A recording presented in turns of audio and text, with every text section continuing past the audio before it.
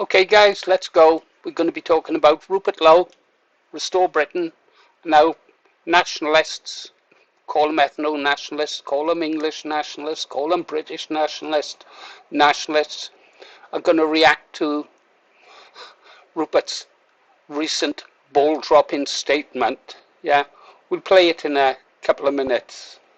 But I chose the background image because of something Connor Tomlinson said a while ago about Rupert as Caesar.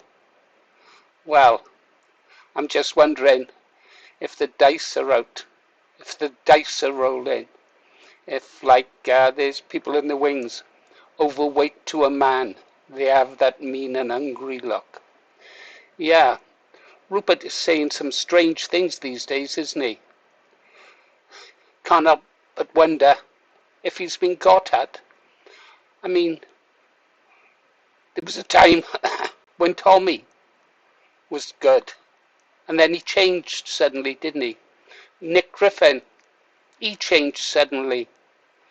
Along the way, way back in time, Farage said the right things, and then he changed. And up until now, Rupert's been saying all the right things that British nationalists like myself want to hear, but recently he seems to be heading off in a different direction. A little bit concerning, isn't it? A little bit concerning. Pause, Paul. Think about what you're going to say. Tell you what, let's have a look at this little clip of something he said recently, and then we'll explore some ideas. Stand by.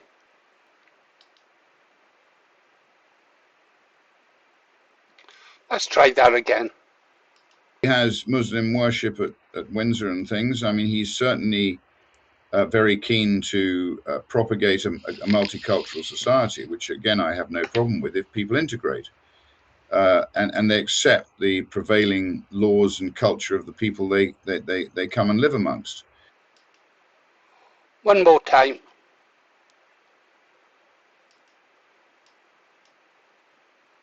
He has Muslim worship at Windsor and things. I mean, he's certainly very keen to propagate a multicultural society, which again I have no problem with if people integrate and they accept the prevailing laws and culture of the people they come and live amongst. Pause, Paul. I was a bit disappointed, wasn't I, guys? I wasn't wild about that. Has he been taken out of context again? I don't know. Has he stopped listening to those young bucks in his background? Has he stopped listening to them? Is it his age?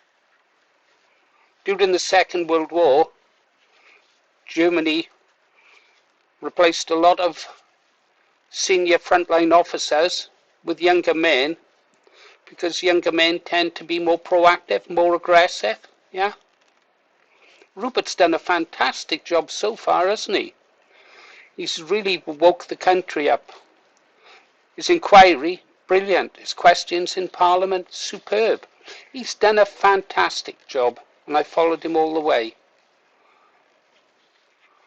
But to me, and to nationalists all over, it's the cause is more important than the party or a man. Yeah.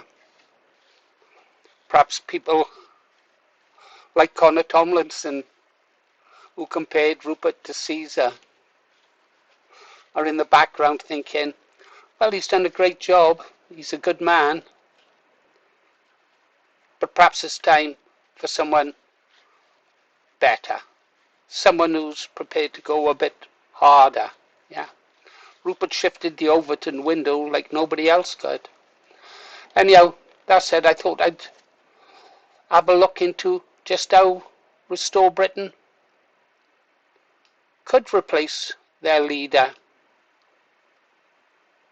or even if they should replace their leader.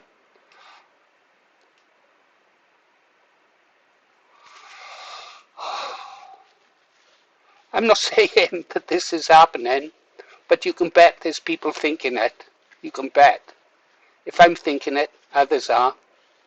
Anyhow, I dug into the rules and the processes. Well, as far as we can publicly see them, they're easy to find. All I could find out is like Restore Britain is a registered political party. That's pretty obvious. They put up a candidate, and they done well, didn't they? On the Electoral Commission register, Rupert Lowe is currently listed as the party leader. Well, we knew that. He's also listed as the nominating officer, and Liam Porter is listed as treasurer.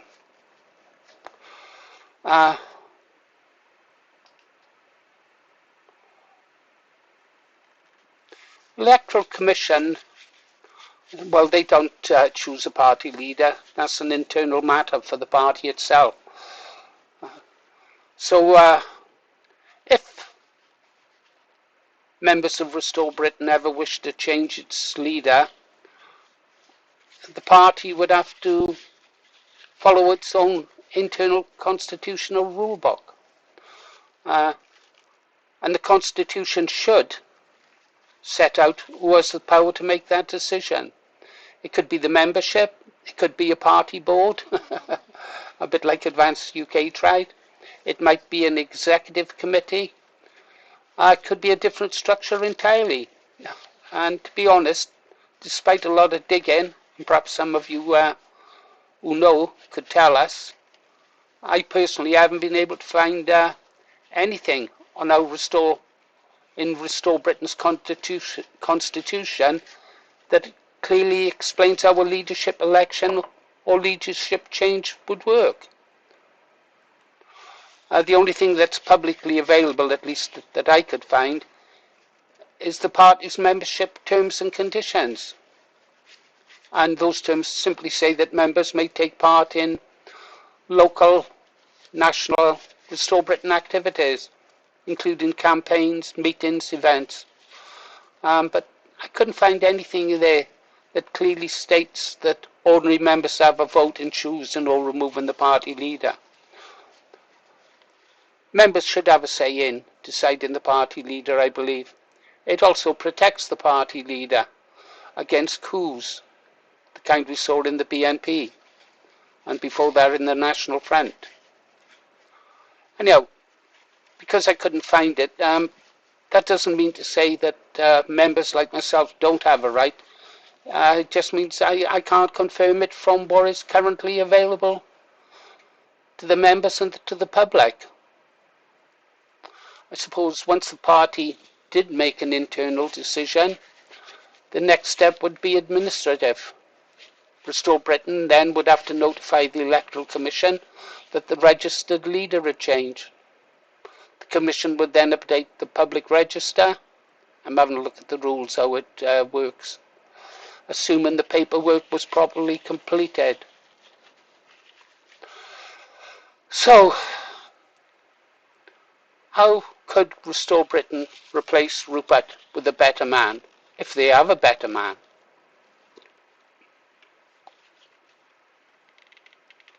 I don't know. I really don't know. I think the party needs to get its act together and put out its constitution, make it publicly available.